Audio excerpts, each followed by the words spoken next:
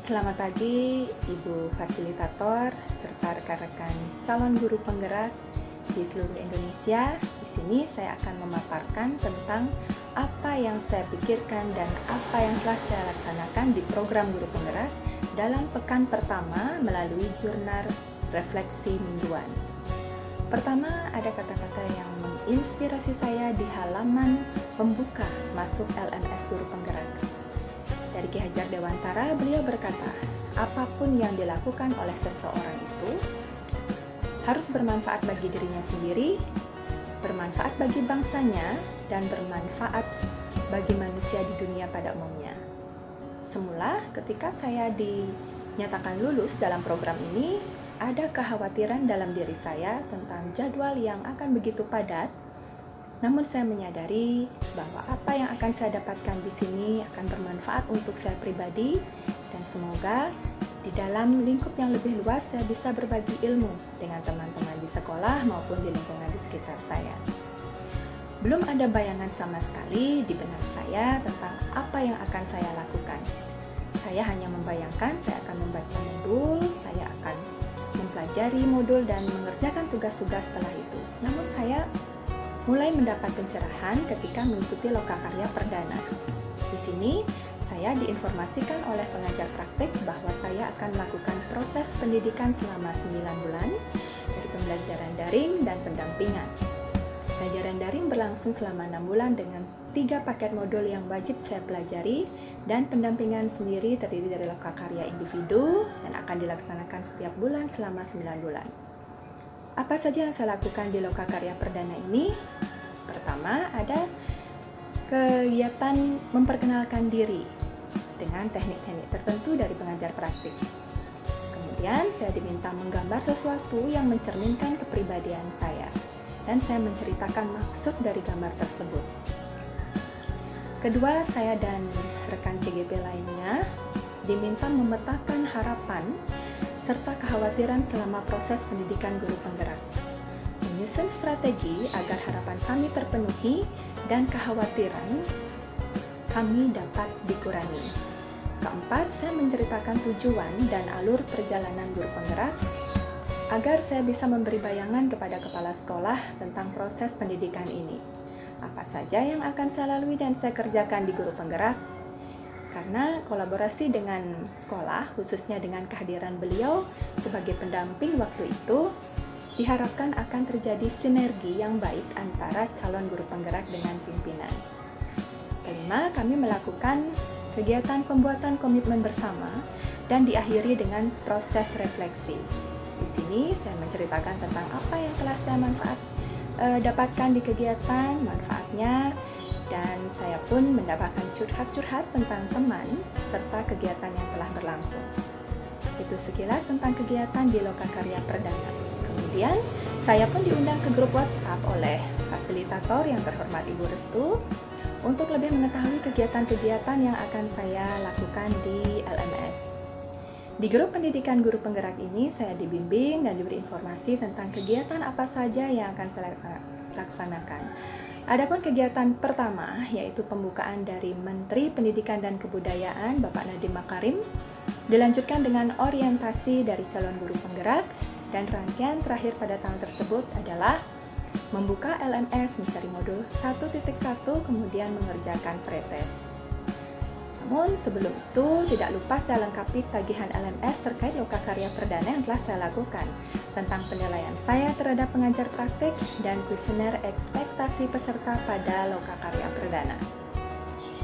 Kembali kepada pretest, soal-soal yang ada di sana adalah materi yang sebenarnya bersifat umum, namun saya merasa kesulitan dan terus terang hasilnya kurang memuaskan.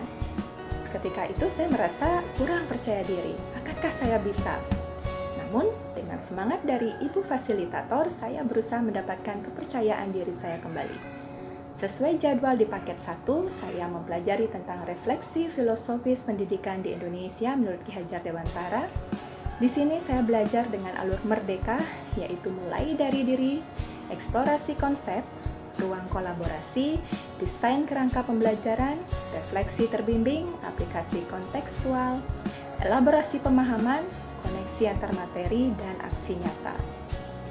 Mulanya saya sempat kebingungan waktu materi yang pertama yaitu refleksi diri tentang pemikiran Ki Hajar Dewantara. Semula saya mengira akan diberi modul maupun materi tentang Ki Hajar Dewantara. Kemudian saya mengerjakan tugas, ternyata saya harus menggali pengetahuan saya sendiri dulu tentang filosofi Ki Hajar Dewantara.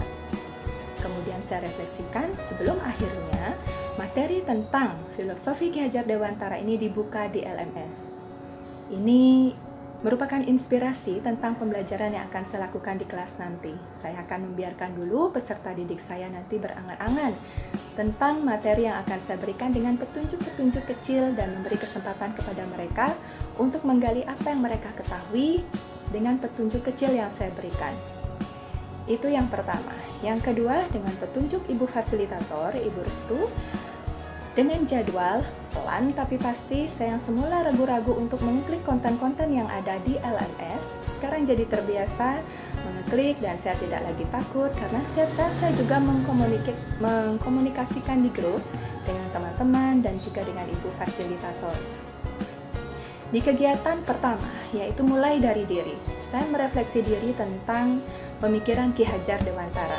Saya berusaha menulis dan mendapat apresiasi yang sangat baik dan semangat serta motivasi yang tinggi dari Ibu Fasilitator. Bahkan beliau menyarankan kepada saya untuk menulis apapun kegiatan-kegiatan saya di pendidikan guru penggerak. Tulisan-tulisan saya ini bisa saya upload di blog dan beliau pun mengirimkan referensi-referensi dan tulisan-tulisan beliau yang ada di sumber-sumber yang terpercaya.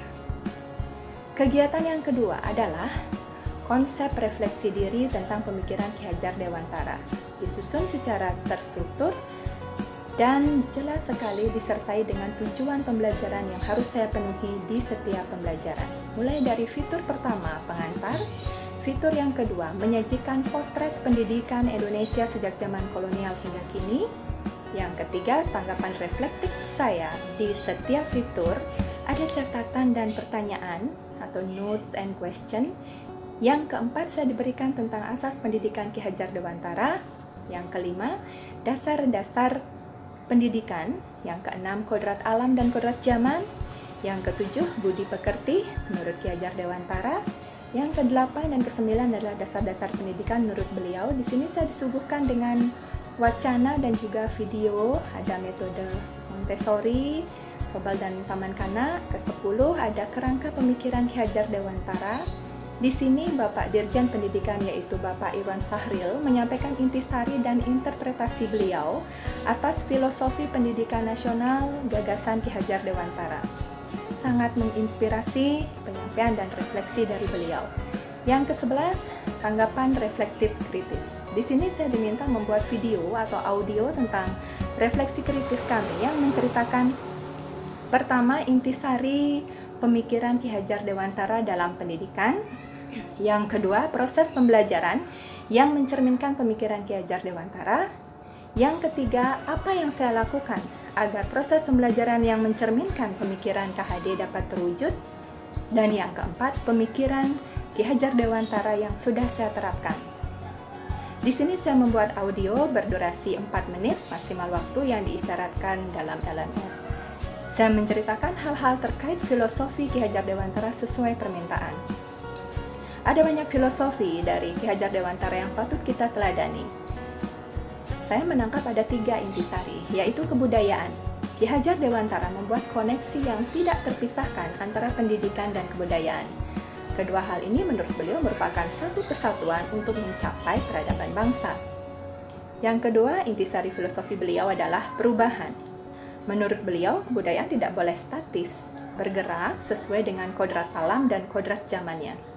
Kebudayaan yang terisolasi akan menuju kehancuran, demikian juga dengan pendidikan. Tidak boleh statis, harus terus berubah, menjawab tuntutan zaman. Intisari yang ketiga adalah tentang budi pekerti. Pendidikan yang kita berikan haruslah holistik dan seimbang antara olah cipta, olah rasa, olahraga, olah karsa. Dengan ini diharapkan agar menghadirkan insan-insan yang penuh dengan kebijaksanaan. Di sini saya juga menceritakan pandangan saya tentang proses pembelajaran yang mencerminkan pemikiran Ki Hajar Dewantara dan apa yang akan saya lakukan agar proses pembelajaran sesuai dengan pemikiran beliau ini dapat terwujud. Terakhir, saya juga memaparkan tentang pemikiran Ki Hajar Dewantara yang sudah saya terapkan selama ini. Setelah eksplorasi konsep, saya pun diundang untuk mengikuti forum diskusi refleksi kritis tentang pemikiran Ki Hajar Dewantara di ruang diskusi virtual yang dipimpin oleh Ibu Fasilitator, Ibu Restu. Beliau ternyata pribadi yang baik hati, ramah, sehingga diskusi berjalan dengan lancar dan santai. Walaupun ada sedikit terkendala jaringan, namun tidak mengurangi semangat saya dan teman-teman untuk mengikuti materi yang beliau paparkan. Saya juga sharing pengalaman dengan beliau dan juga dengan teman-teman tentang pembelajaran daring yang saya lakukan selama setahun ini. Di setiap tugas, catatan, ataupun pertanyaan yang saya ajukan di LMS maupun di WA Group selalu mendapat apresiasi positif dari Ibu Fasilitator, sehingga ini menambah rasa percaya diri saya untuk lebih mengeksplorasi kemampuan saya di materi yang diberikan. Terima kasih saya ucapkan kepada Ibu Fasilitator, pendamping, pengajar praktik, dan rekan-rekan seperjuangan di pendidikan guru penggerak ini. Tidak lupa, saya mengulang pesan dari Ibu Restu, yaitu kita tidak berkompetisi di sini, di sesama calon guru penggerak. Namun kita berkompetisi dengan diri sendiri. Tetap jaga kekompakan dan jaga kesehatan. Demikian paparan saya di jurnal refleksi minggu pertama. Banyak hal-hal yang bermanfaat yang saya dapatkan di sini. Semoga ke depan saya dapat mengikuti program yang ada di LMS ini dengan lebih baik. Mohon maaf jika ada kesalahan kata. Saya tutup dengan ucapan terima kasih dan salam guru penggerak.